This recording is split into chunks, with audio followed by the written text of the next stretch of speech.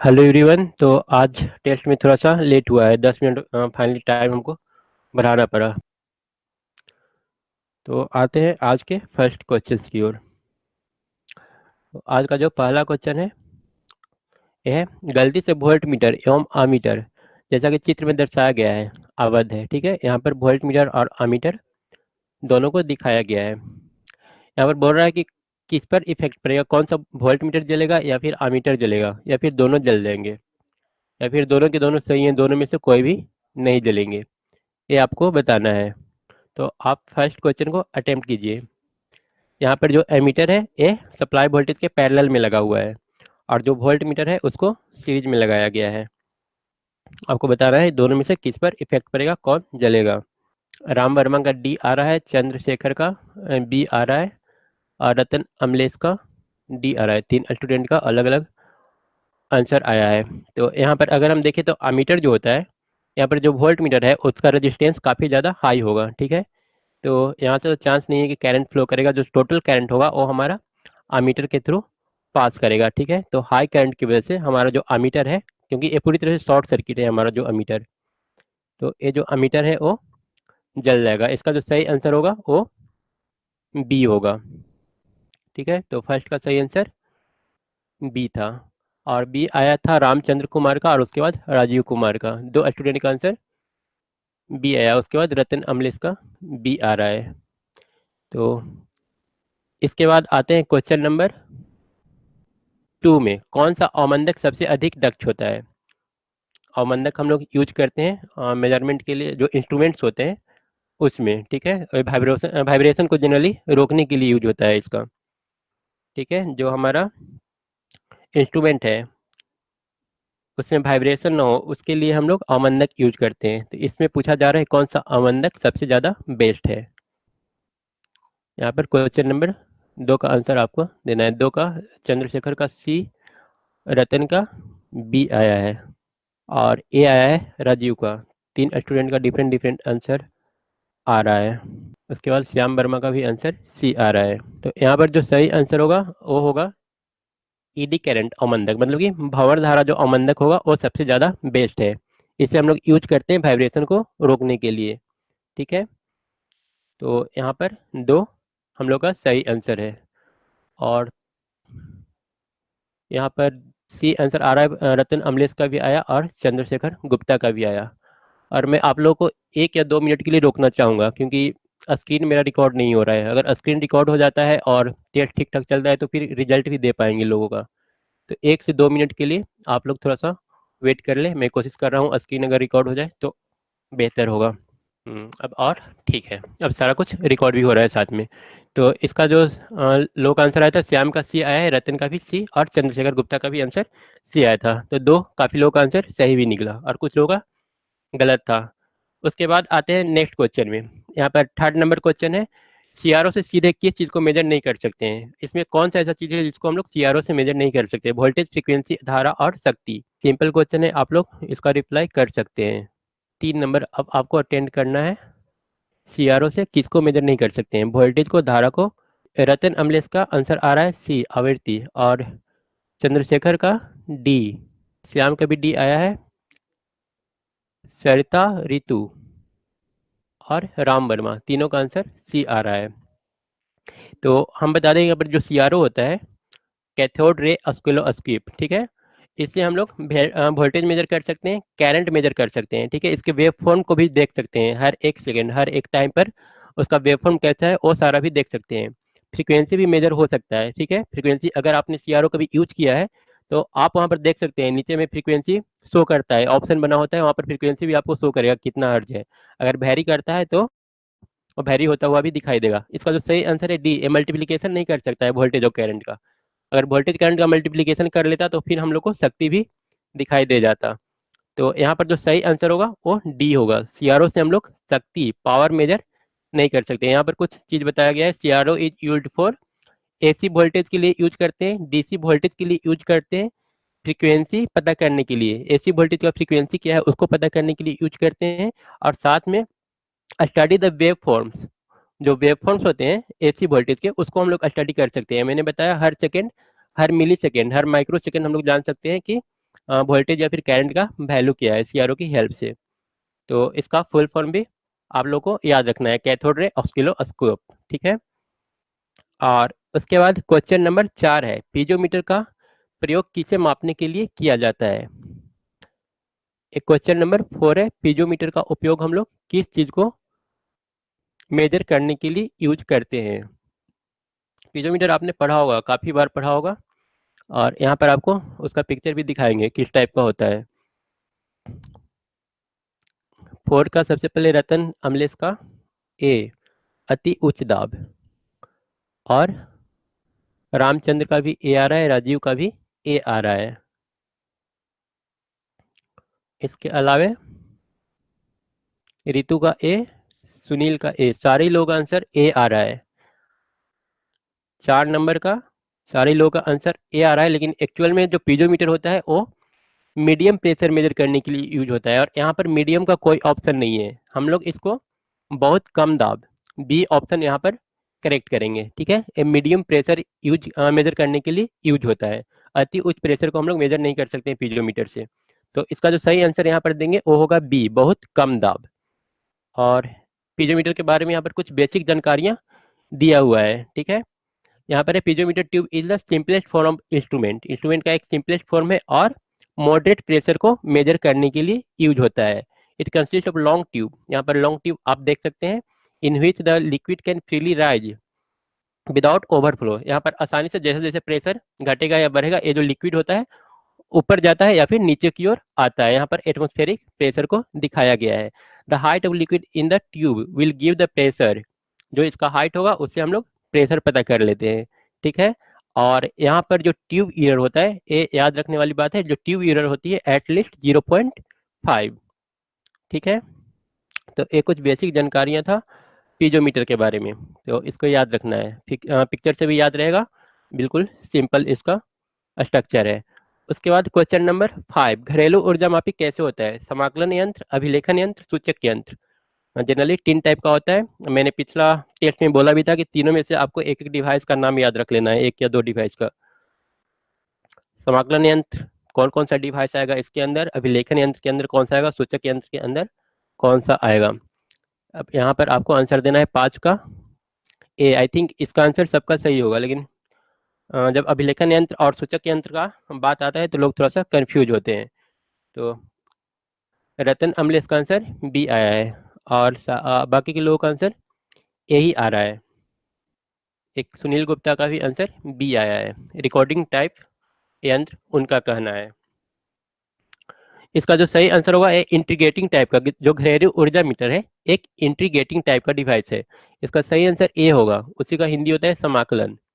तो जिसका जिसका ए आंसर है उनका सही है। आप लोग इसको थोड़ा सा सुधार कर लीजिएगा।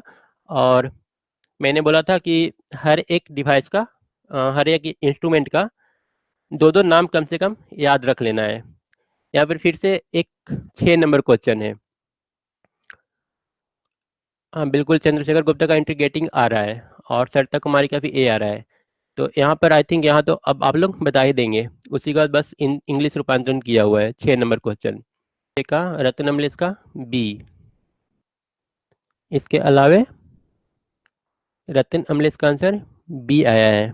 एक स्टूडेंट का आंसर अभी तक मिला है, और इसका आंसर देकर के हम लोग आगे बढ़ते हैं। इसका जो सही आंसर होगा वो होगा इंटीग्रेटिंग टाइप। सिर्फ एक स्टूडेंट का आंसर इस बार हमको अभी तक स्क्रीन पर मिला है। उसके बाद आते हैं क्वेश्चन नंबर 7 में।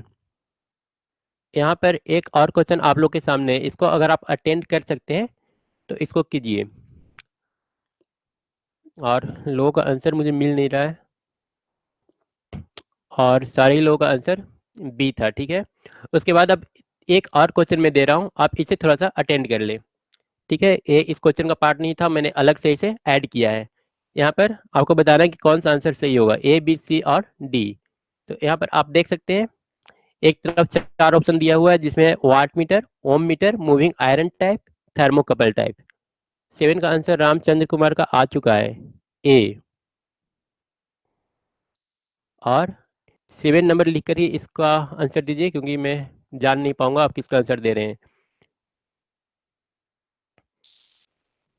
तो वाट मीटर हम लोग पहले ही देख चुके हैं। वाट मीटर हमारा एक इंटीग्रेटिंग टाइप का है, ठीक है। और ओम मीटर जो हमारा होगा ये हो जाएगा इंडिकेटिंग टाइप इंस्ट्रूमेंट, बी का 1। इसके अलावा moving iron type thermocouple type जो है ये हाई आरएमएस वैल्यू के लिए, sorry, true RMS up to RF range, radio frequency range के लिए हम लोग थर्मोकपल टाइप यूज करते हैं। तो डी का जो आंसर होगा वो हो जाएगा 3।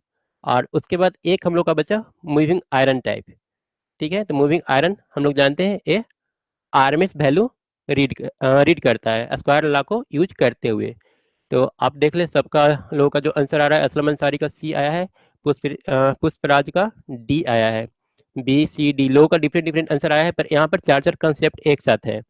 तो एक क्वेश्चन आप लोग इसे नोट कर लीजिएगा। तो हम लोग यहाँ पर देखिए ए का जो है 4 है, ए का 4 2 में आ रहा है। उसके बाद बी का आ रहा है 1, बी का 1 सिर्फ यहाँ पर। उसके बाद सी का आ रहा है 2 यहाँ पर। उसके बाद डी का आ रहा है 3, मतलब कि डी हम लोग का सही आंसर है। जिस जिस स्टूडेंट का आंसर डी आया था वो बिल्कुल सही था। और रतन अमलेश का डी है, राम वर्मा का डी है, पुष्पराज का डी है, चंद्रशेखर का डी है। लास्ट में जिन लोगों ने आंसर दिया उन लोगों का मैक्सिमम का डी आया है। तो एक कंसेप्चुअल क्वेश्चन था, मैंने यहाँ पर ऐड कर दिया था ताकि लोग इसको याद रखें। थर्मोकपल याद रखिएगा, यहाँ पर आरएफ रेडियो फ्रीक्वेंसी रेंज के लिए यूज होता है। उसके बाद क्वेश्चन नंबर यहाँ पर कुछ और मैंने दे रखा है, ठीक है। यहाँ पर जो दो टाइप का इंस्ट्रूमेंट होता है, पहला है एब्सोल्यूट टाइप। एब्सोल्यूट टाइप में आपको रिले का नाम याद रखना है। और सेकेंडरी में यहाँ पर इंडिकेटिंग, रिकॉर्डिंग और इंट्रीगेटिंग, तीन तो है। जिसमें इंडिकेटिंग में जो आएगा वो आएगा स्पीडोमीटर और पोटेंशियोमीटर। मैंने बोला था दो दो का नाम आप लोग याद रख लीजिएगा, तो यहाँ पर मैंने दे दिया है। अब आपके लिए ढूंढना खोजना नहीं पड़ेगा, अब नाम आप लोग के सामने है। रिकॉर्डिंग में जो आता है एनोड्राइड या फिर बैरोमीटर आता है। रिकॉर्डिंग टाइप इंस्ट्रूमेंट कार्य कैसे करता है उसका भी आगे आप लोग को मिल जाएगा। और इंटीग्रेटिंग में सिर्फ एक है, वाट आवर मीटर। तो ये नाम आप लोग को नोट कर लेना है, क्योंकि एक क्वेश्चन पूछा जाता है रिकॉर्डिंग टाइप का, आपसे पूछेगा कौन सा इंस्ट्रूमेंट है। इंडिकेटिंग टाइप का याद रखना है, सिंपल जो स्पीडोमीटर है, पोटेंशियोमीटर है, ये सारा इंडिकेटिंग में आ जाता है। उसके बाद आते हैं अगला क्वेश्चन पर, 7 नंबर क्वेश्चन। 7 नंबर है, एक परिशुद्ध एमीटर के प्रतिरोध का मान होना चाहिए। एक परिशुद्ध एमीटर, ये तो काफी सिंपल क्वेश्चन है।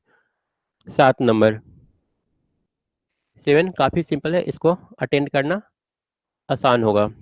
7 नंबर देकर ही कीजिए। प्रीवियस का भी हमने नंबर 7 दे दिया था, इसका भी नंबर आप 7 देकर ही आंसर बताइए। रतन अमलेश का बी आया है, चिकारा का बी, चंद्रशेखर गुप्ता का सी। अच्छा, कुछ स्टूडेंट का बी आ रहा है, कुछ का सी आ रहा है। अमीटर का प्रतिरोध, कुछ का आंसर बी और कुछ का सी आ रहा है। तो अभी इसका कंफ्यूजन हम क्लियर कर दे रहे हैं, फिर आपका एक क्वेश्चन गलत नहीं होगा कभी।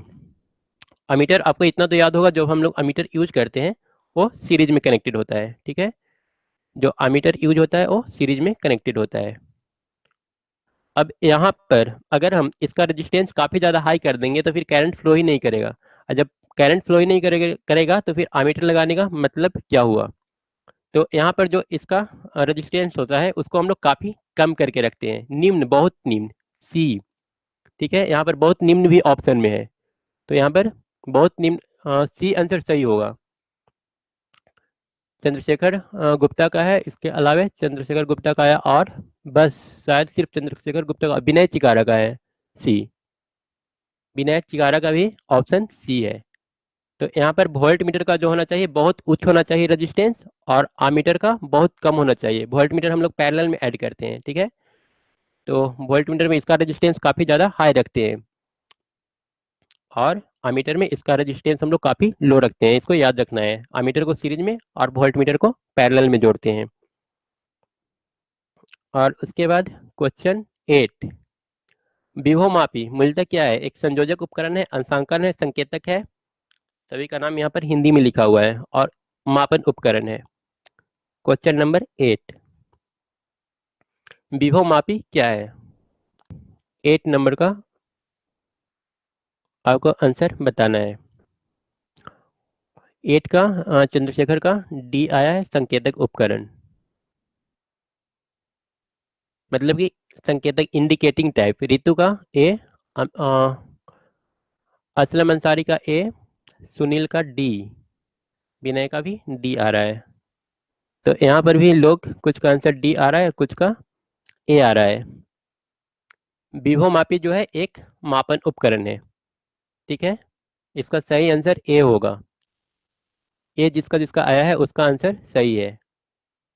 विभव मापी एक मापन उपकरण है। और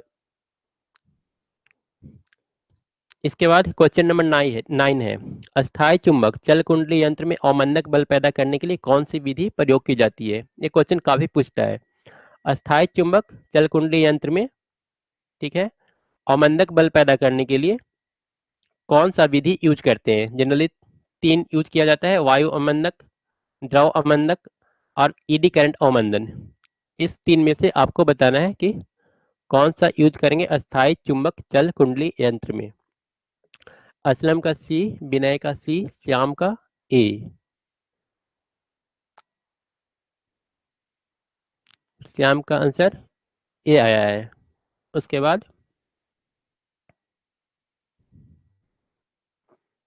बाद अदर स्टूडेंट्स का सरता कुमारी ए, रतन अमलेश, इनका आंसर ए आ रहा है।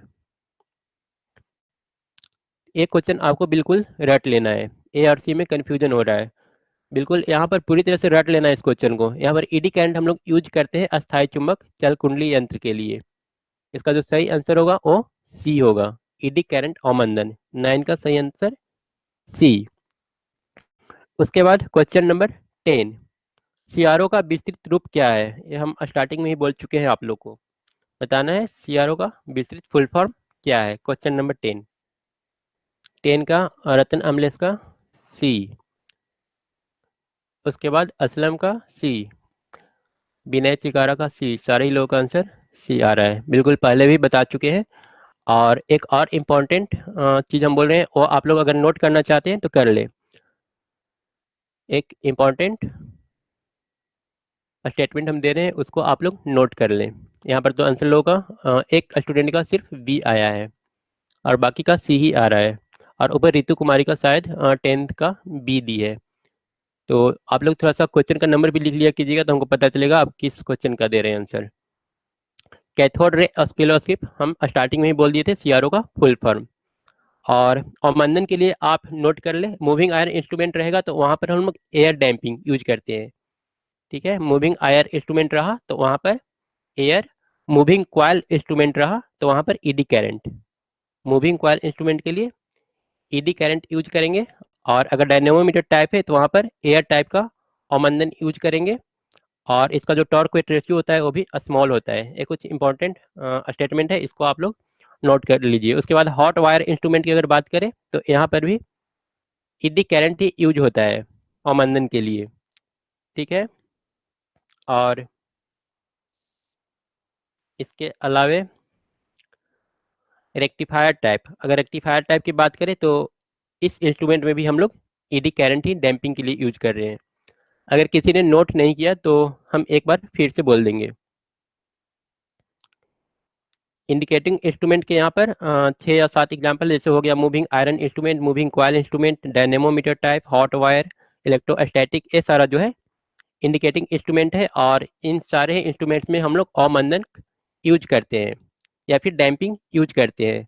तो मूविंग आयरन में हम लोग एयर डैम्पिंग यूज करते हैं। मूविंग क्वाइल इंस्ट्रूमेंट है तो उसमें हम लोग ईडी करंट यूज करेंगे।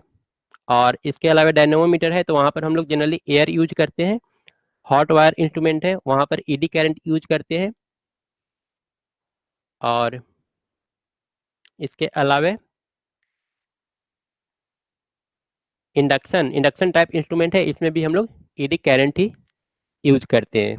तो एक स्टेटमेंट था जिसको आप लोग नोट कर लीजिएगा। उसके बाद आते हैं नेक्स्ट क्वेश्चन, 11 नंबर।